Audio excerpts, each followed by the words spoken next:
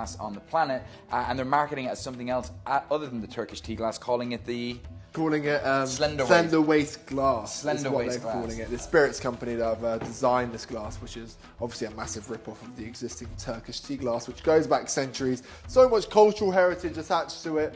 Most importantly, meant for tea, not for whiskey. In a predominantly Muslim country, it blows your mind. So what we did was we took a range of glasses of every type of whiskey glass that's pretty much on the market, and we tested them all with the same whiskey. Checked on the nose to the sniff to see how much ethanol was coming through, how much flavour of the whiskey, tasted them to see the angle of the glass, how it hit your throat, how the flavour profiles came through. And the best 3 out of the lot were these 3. The Turkish tea glass actually was in the top 3. In fact, for 3 of us, 2 of the 3 of us, we voted it as the number 1. That was with a specific whiskey. So what we thought to do is circle it back and taste it with a new whiskey.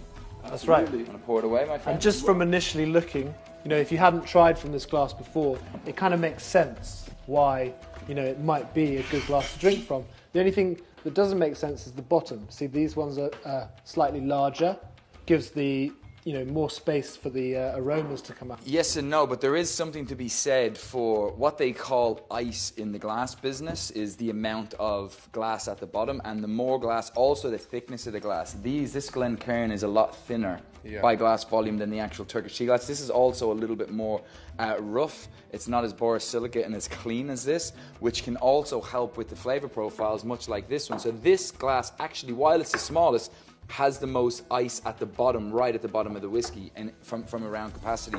So that can help with it. The reality is that you've got something called a convergent and a divergent rim, and what that is, at the top of the glass, the wider this is and the more it comes out, the more that the ethanol can escape, the alcohol in the whiskey, and the more the flavours of the whiskey condense. So to drink out of a glass such as the Turkish tea glass actually allows those vapors to go away and the flavours to be condensed, which makes it a better experience. I'm just so blown away every time I smell out of a Turkish tea glass. You get 0 alcohol vapour.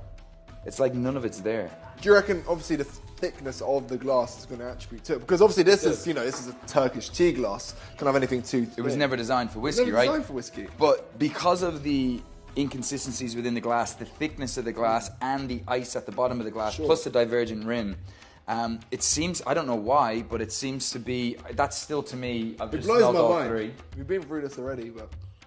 Wow. Thanks, Sully. I didn't get a chance to... All right.